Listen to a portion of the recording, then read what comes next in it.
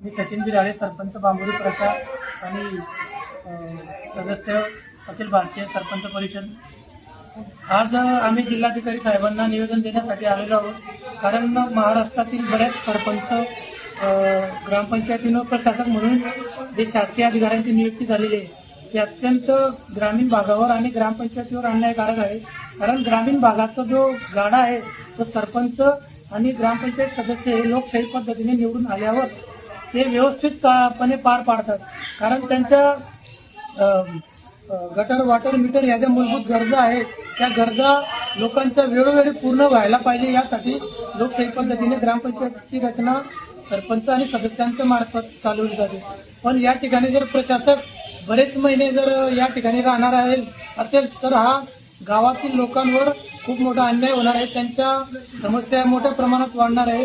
आणि खरा भारत हा खेड्यांमध्ये आहे।